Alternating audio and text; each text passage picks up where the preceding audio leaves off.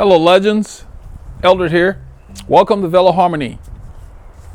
I wanted to address a couple of requests that we got from some of our new legends, and decided today to try to cover two things at once. There was a request from one of our, his name is called SW. He said that he wanted to know, he said he's a recreational rider, been riding for a year on and off. He wanted to improve his endurance and hill climbing techniques. He wants to know how I got into cycling from my first bike ride and how I grew my strength and stamina and goals, and from what kind of rider you are now and what pain and training you had to experience to get there, yada, yada, yada. And the time it took to improve your FTP and what your FTP would be now, what your starting FTP was, any experiences you found positive and negative along the way. And I was like, wow, okay. I kept that because there was so much stuff in there. What this told me about SW is he's new, he's pumped up, he wants to get better. Well, it's not going to happen overnight, SW. Let me get you started. That ought to keep you tuned in. I wanted to combine this with another legend, and I'm not sure if it's Jake or not. Wants to know, Jake sent a bunch of suggestions. Are expensive bikes necessary? So if you think in terms of addressing these two issues, are expensive bikes necessary? How did I get into cycling? So SW, I think it's Jake Jazard, asked about expensive bikes. I decided to combine those two because how I got into cycling, I used to run track, I used to play basketball. You know, I grew up in a family where we were very active. I played tennis, all kinds of stuff. So once I got into college, I was very good at basketball. I used to practice with the basketball team at University of Houston. You guys heard of Akeem Olajuwon, Clyde Drexler. That's the class I went to school with. I didn't have the scholarship they had, so I couldn't invest the time, but I used to practice with them. Anyhow, I used to run track also. And to run track, you've got to run long distance to build your endurance, and then you work on your speed work, similar to cycling. But whenever I would do a lot of running, depending on the surfaces and how good my shoes were, I'd get shin splints. And so my coach suggested that I get a bicycle and ride a bicycle to keep my fitness when I would get shin splints. He said, well, you can't run, but you can ride the bike. That's how I got into cycling. So I got a bike. It was a Cannondale. I got it because it was yellow. It was sharp and flashy. It cost about $350. It was like 1989 thereabouts, from a bike shop on Westheimer, long time ago. And it was just a regular bike. I got it. The guy had me straddle the tube like they used to do. Oh yeah, you got space. It ended up being a bike that fit me really well. The bike had toe clips at the time, where, you know, the toe clips where you had the strap that you pull on your feet. I got the shoes that had the where you screwed in the cleat for the toe clips. He had to order that. He had to order my size. So while that was on order, I was riding my bike with sneakers. I was out riding one day, and a group passed me, because the bike shop that I bought it from, they gave me a map with all the recommended routes. He said, this is where you can, because I wanted to ride for fitness. And so the same route he gave me, riders used it. And this group of riders riding, they came and passed, you know, they said hi and they went by, and I didn't let them go. And I got onto the back, you know, I didn't really know what I was doing, but I was just following. I wasn't in drafting or anything. And I followed them because they were following the same route I had been riding. And it was very hard because I was not in the draft, but I still stayed there, probably about maybe half a car length to a car length off the back. It was about 15 riders or so.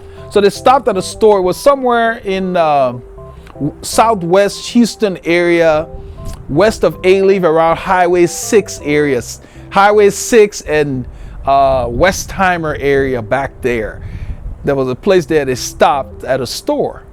And so one of the guys had noticed that I followed them, but I wasn't in the draft. And so he came over, introduced himself, and wanted to know, he saw that I had sneakers on and whatever. And so he's like, oh, you know, are you new to riding? I said, no, I just ride, you know. I said, I run track, and so I'm riding just to stay in shape. He said, well, I noticed back there that you're staying with us, but you're not in the draft. Do you know how to draft?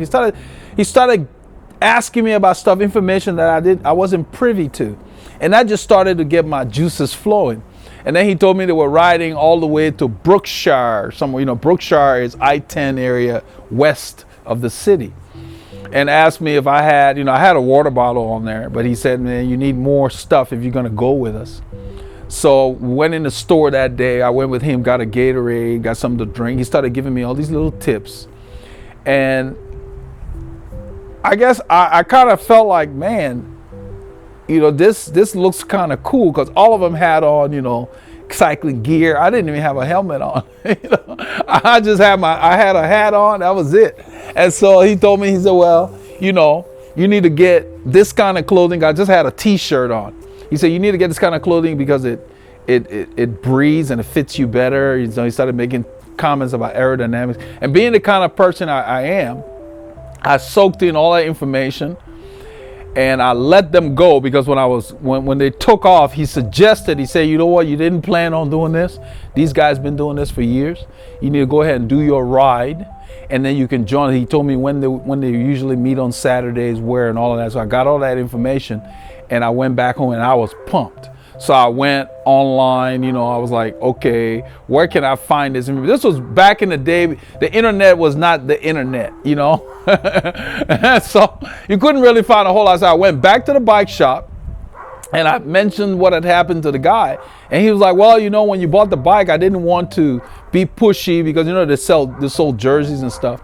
And so he took me to the jerseys that were on sale, and then he showed me the materials, because I told him what the guy had said. But to make a long story short, so that one guy on this ride being nice to me and making these suggestions, the guy in the shop said the reason that guy was doing that is he saw that I was hanging on to them. My bike was heavier.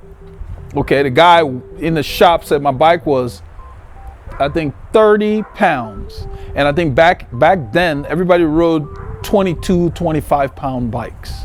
You know, everybody rode steel bikes, 89, 1990. So he said, man, you got 8 pounds more than they have. You got sneakers on, t-shirt, you're not drafting.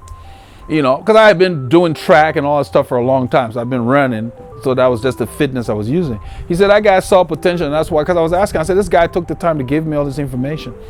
He said, well, he saw the potential that you were hanging off the back and keeping up with the group on your own, pretty much. So this guy, his name was Dennis at the bike shop, gave me a lot of information, gave me a lot of books, told me about Velo News. I got the subscription to Velo News. For those of you who remember, it used to come about once a month, and usually the information was old by the time it got it. But I started soaking up all the stuff about the races in Europe.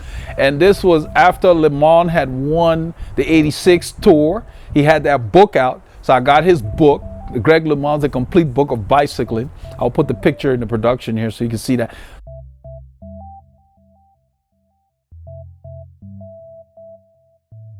That book was the one single thing that took me to the next level.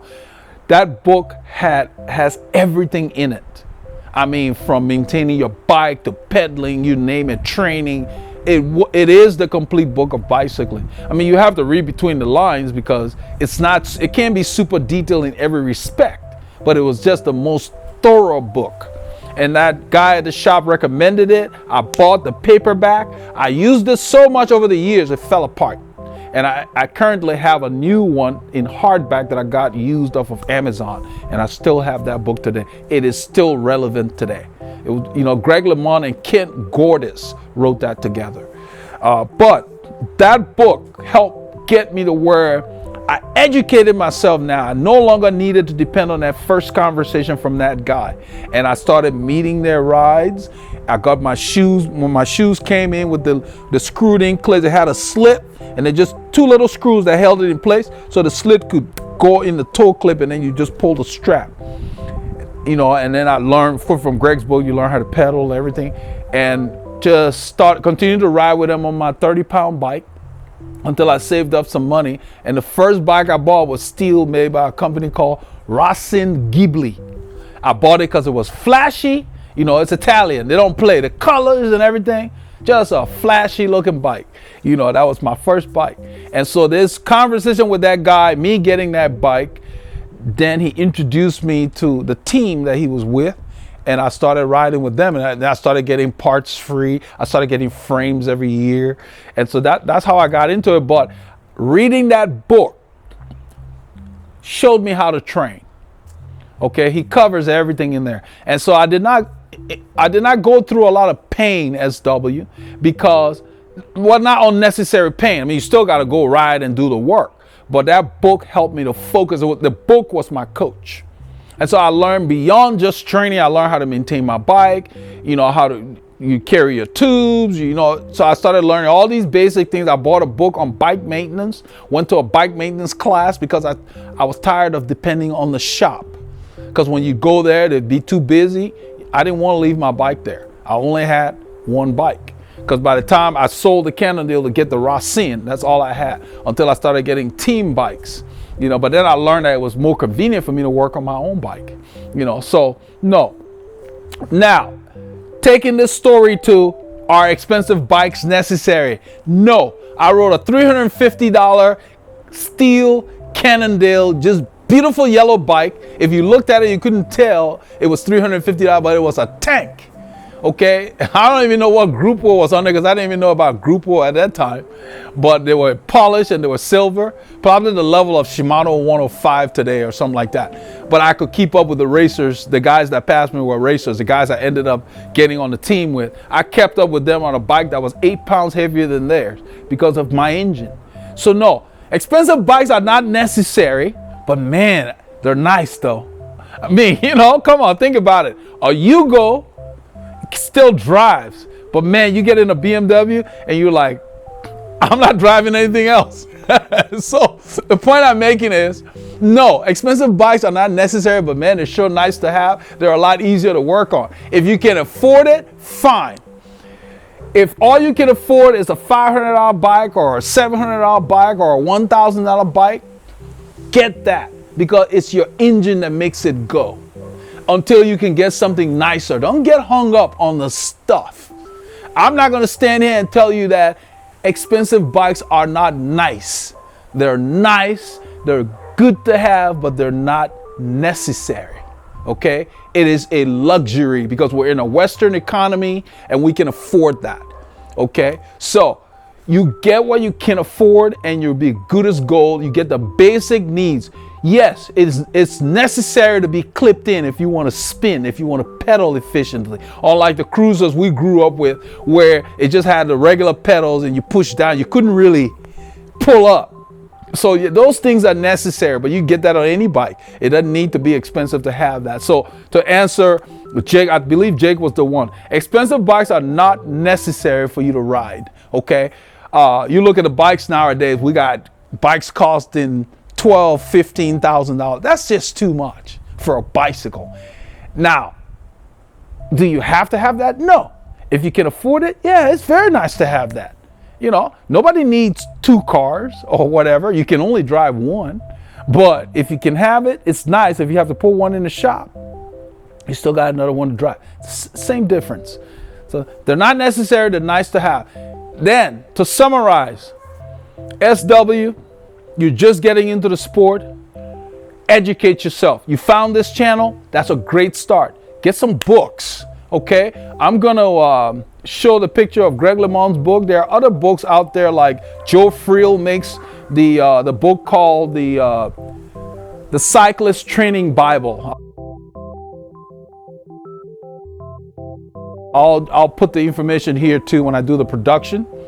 Having the book is really good because it goes deeper than any of these videos. I can't put every detail in a 20-30 minute video. It's just not possible. Having a book, or if you don't want to read a book, then get a coach. Depending on what you want to do with cycling. If you want to compete, if you want to get better, even if you're not competing, you want to get faster with less pain, get a guide. A coach is a guide. A good book is a guide. And sometimes you get a book and it doesn't really translate too well. That's why people get a coach. That's how I got into coaching. Okay, because I ran across people that even though they had read these books, they still didn't get the details. Not all the books are great at explaining, just like not every teacher is really good at explaining. So you want to avoid the pain and the heartache and not improving, even though you're doing the work, out of a book or a coach, whichever works better for you. Have somebody to guide you and give you the right kind of workouts to do and give you a plan that will get you there. So I had that, and that's why I wasn't doing a lot of guessing. In addition to the book, I competed with people that were very experienced. I competed with guys that were almost pro level, what we call category 1. They might as well be pro. They just had other things going on, so they couldn't travel to all the pro races. But these guys gave me a lot of information and a lot of things I learned by just watching what they did, you know. So that helps. Surround yourself with experienced cyclists. They will help you. People are very open. When they see that you're trying, they will help you. Just like that guy that just came to me and started talking on my first ride. So just, you know, go to the rides and you know, people will see. They will see that you're trying. But if you want to play a game, learn the rules. Don't show up not knowing. Learn the basic rules. You know, get yourself a patch kit, all that kind of stuff that you need to carry so you're not stranded, because flats happen to anybody. Be prepared. So you got to learn those basic things. What do you need when you go out on a ride or whatever? So post your comments and questions below. Let me know. I don't know what the levels are for everybody in the community. Let me know what you want to see. Nothing is too small.